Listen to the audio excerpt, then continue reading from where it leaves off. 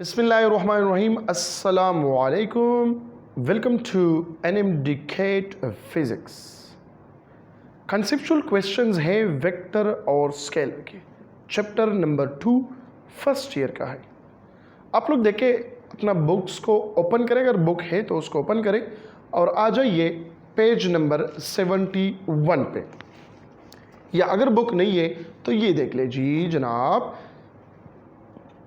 Number 1 question क्या है? Is it possible to add 3 vectors of equal magnitude but different direction to get a null vector? Illustrate with a diagram. कहते हैं ये possible है कि अगर हम 3 वेक्टर्स को हैविंग इक्वल मैग्नीट्यूड और डिफरेंट डायरेक्शन इसको हम ऐड करें और हमें नल वेक्टर आ जाए। क्या ये पॉसिबल है? तो देखिए स्टेटमेंट क्या है। Yes, it is possible to add 3 vectors of equal magnitude but different direction to result in a null vector. Explanation क्या है, कैसा होगा? A closed shape may be thought of a what sum of vectors with 0 resultant vector. Therefore, if 3 vectors of equal magnitude and different direction form a closed shape, then their resultant will be a what? या their resultant is a null vector. Illustration की तरफ देखें कि मैंने 3 vectors दिया है A B C, दोनों के मैग्नीट्यूड जो है वो क्या है, वो सेम है लेकिन डायरेक्शन डिफरेंट है। तो आप लोग देखें ये आपको क्या देता है, ये आपको देता है नल वेक्टर देता है। क्या देता है? नल वेक्टर देता है। क्लियर हो गई बात? नाउ आ जाइए नंबर 2 की तरफ। पेज नंबर 71 पे देखें, आप लोग यहाँ पर देख सकते हैं the magnitude of 3 vectors are 2 meter, 3 meter and 5 meter respectively. The direction are at your disposal. Can these 3 vectors be added to yield a 0? Illustrate with a diagram. तो देखते हैं कि क्या होता है। स्टेटमेंट क्या होगा? Yes, these 3 vectors of magnitude 2, 3, 5 meter can be added to yield a 0 vector. हाँ, ये पॉसिबिलिटी है। कैसा है? तो देखिए यहाँ पर मैंने 3 वेक्टर्स लिया है। कहते हैं ये आप पे डिपेंड करता है जिस डायरेक्शन में भी लेना है। 5 मीटर मैंने लिया यहाँ पर प्लस एक्स एक्सिस पे, ठीक है। In order to yield 0 the resultant of 2 vectors should be equal in magnitude but in opposite direction to the third. तो ये -2 5 और ये क्या है जो +5 आई है, तो -5 और +5 इन दोनों के क्या करें, एडअप करें तो आपको रिजल्टेंट मिलेगा क्या? 0 मिलेगा। इलस्ट्रेशन पे आप क्या करेंगे? Let 5 metre vector lying along plus axis, ठीक है, and 2 metre 3 metre lie along negative x axis.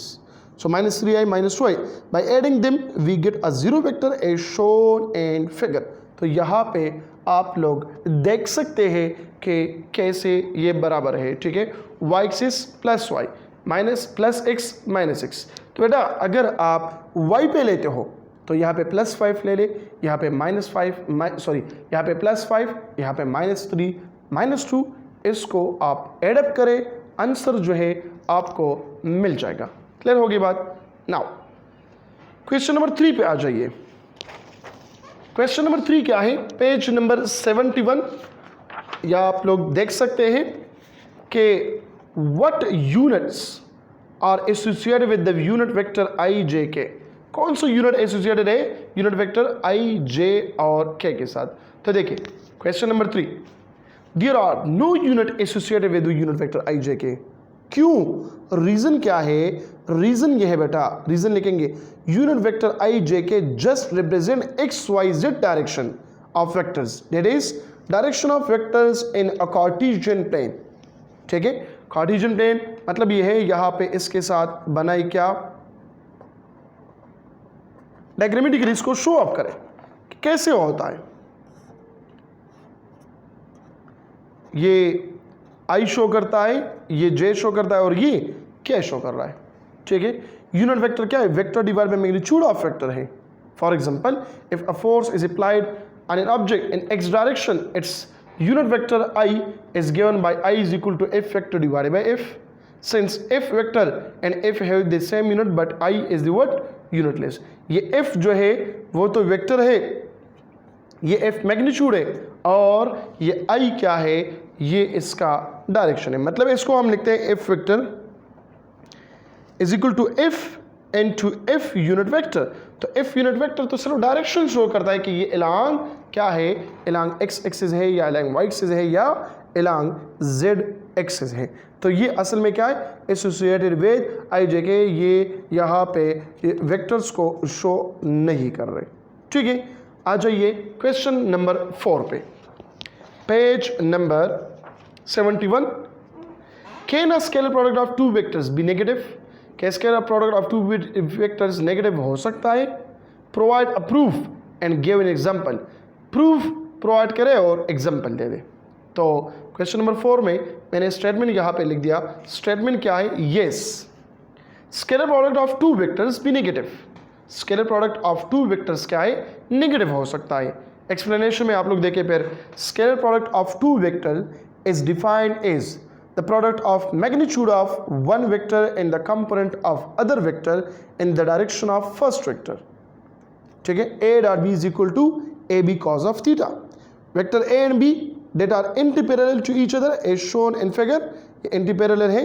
ठीक है, so the angle between them is 180 degree, so then their scalar product is negative। यहाँ पर नेगेटिव आ गया तो डायग्रामेटिकली यहाँ पर करें, यहाँ पे इसको नाम दे रहे मैथमेटिकली। ठीक है, so a dot b is equal to a b cos of theta, या a dot b is equal to minus a into b. So cos 180 degree -1 के बराबर है। एग्जाम्पल्स क्या है? Work done against the friction and work done against the gravity. तो ये आ गया question number 4। Now question number 5। Question number 5 पता नहीं कहाँ पे गुम हो गया है। चलो क्वेश्चन नंबर 6 की तरफ आ जाइए बेटा। यहाँ पे पता नहीं पेज तो पड़ा हुआ था लेकिन अभी नहीं है। क्वेश्चन नंबर 6 की तरफ आ जाइए। Suppose you are given a non non zero vector a, the scalar product of a with unknown vector b is 0। Likewise, the vector product of a with b is 0। What you can conclude about b? कहता है कि एक non zero vector a है, इसके साथ scalar product of a with unknown vector b is 0। b vector के साथ इसका स्केलर प्रोडक्ट दे दे तो ये 0 देता है। और इसी तरह vector product of a and b is 0, वो भी 0 होता है। सो कहता है b के बारे में आपका क्या ख्याल है? तो ख्याल क्या है आपका? तो ख्याल तो हमारे गांव में एक बंदे का नाम है। अब यहाँ पे ख्याल क्या है? तो यहाँ पर देखो क्वेश्चन नंबर 6 में स्टेटमेंट कहता है our conclusion about vector b is that b is equal to 0। क्योंकि वेक्टर प्रोडक्ट भी 0 करता है और स्केलर प्रोडक्ट भी 0 करता है। जब दोनों 0 करता है इसका मतलब ये खुद 0 है। जब दोनों को 0 करता है तो इसका मतलब ये हुआ कि ये खुद बजाते खुद 0 है। रीजन क्या है? The scalar product and vector product of a vector a and vector b is 0 at the same time. So when vector b is a null vector, इस सेम टाइम में कैसे 0 हो सकता है? जब बी क्या हो? 0 हो। Explanation a dot b is equal to 0। B 0 है, ए 0 नहीं है, गिवन है। Also when b is perpendicular to a, so theta is equal to 90 degree, cos 90 is equal to 0। In case of dot product a cross b is equal to 0 given है, it is only possible when b is equal to 0। क्यों? क्योंकि a तो given है और a is parallel to b, तो फिर इस case में b क्या होगा? ये 0 होगा। कौन से केस में? जब सिर्फ और सिर्फ b 0 हो। क्यों? a हमारे पास given है, नॉन जीरो वेक्टर है। ठीक है, तो कंक्लूजन क्या है कि vector b is a null vector of 0 magnitude. Clear होगी बात? नाउ आ जाइए बेटा क्वेश्चन नंबर 7, पेज नंबर 71 पे आप लोग देखें, इंपॉर्टेंट है पेपर के लिए। Why a particle experience only one force can not B equilibrium. Why a particle experience only one force can not B equilibrium. अगर एक बंदा या एक पार्टिकल जो है वो एक फोर्स को एक्सपीरियंस या फील करते हैं, वो इक्विलिब्रियम में नहीं होता। क्यों? तो स्टेटमेंट क्या है? A body can not be in state of equilibrium if only a single force acts on it. Reason क्या है?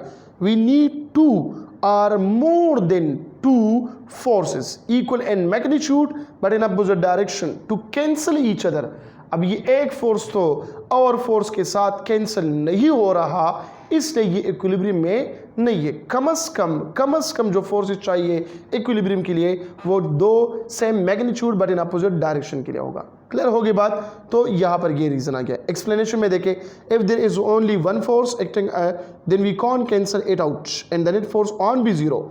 For in state of equilibrium, we need two or more than two forces equal in magnitude but in opposite direction.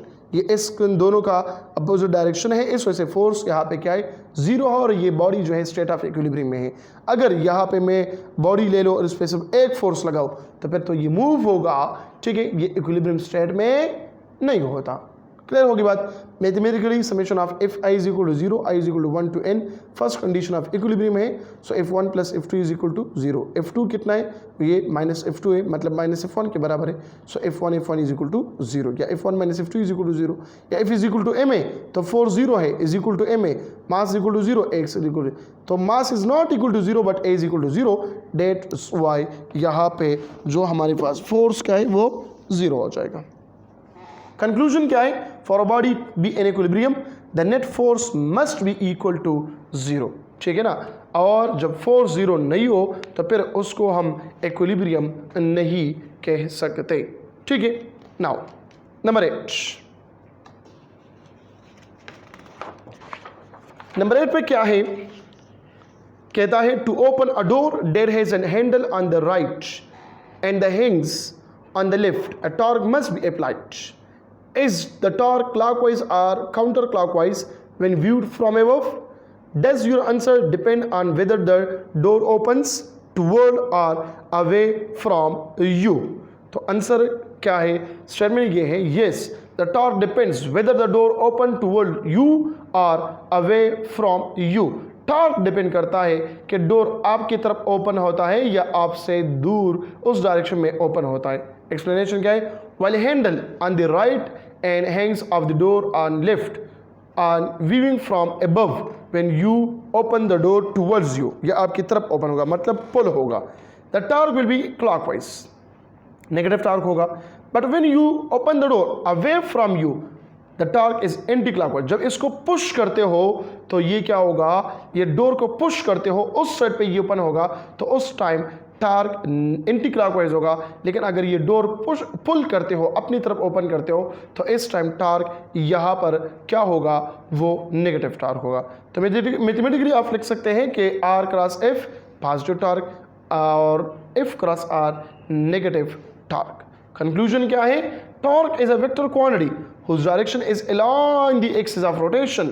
For opening door towards us, torque is directed downward along axis of rotation, and for opening away from us, the torque is anti-clockwise directed upward. तो ये आ गया question number 8। Second last question of the chapter number 2, that is what? Explain the warning। कहता है warning को explain करें। Explain the warning important है exam के लिए बेटा। Explain the warning, never use a large wrench, square wrench के बारे में कहते हैं, to tight a small bolt. क्यों? कहता है to prevent a bolt from slipping और damage it is advised to never use a large wrench to tight a small bolt. ठीक है, रीजन क्या है? A large wrench mean a long moment arm, it produce a very large torque due to which there is a chance of slipping or damage a small bolt। या तो slip होता है और या डैमेज होता है। That's why that is a wrench that never use large wrench to tight a small bolt। Conclusion क्या है? The amount of torque generated by a large wrench will most certainly stop a small bolt। ठीक हो गया, important है बेटा exam के लिए, इसको याद रखें। Now last question of the chapter number 2 क्या कहता है, ये भी इंपॉर्टेंट है। A central force is one that is always directed toward the same point. Can a central force give rise to a torque about the point? तो answer लिखे, a central force can not produce torque about a center point. क्यों? Reason ये है, a central force always acts on a central point. This force cannot produce torque because it is anti parallel to moment arm. और जब ये anti parallel हो तो आपको पता है कि cos of sine of 180 degree is equal to 0, तो टार्क उस टाइम पे क्या है, 0 है। So a satellite is acted upon by the gravitational force of the earth, but this force can not produce torque in it. क्यों? क्योंकि यहाँ पे ये है एंटी पैरेलल। तो ये हो गई आप लोगों के short questions of chapter number 2 scalars and vectors. मिलते हैं एक और लेक्चर में, अपना ख्याल रखिएगा। अल्लाह हाफिज़।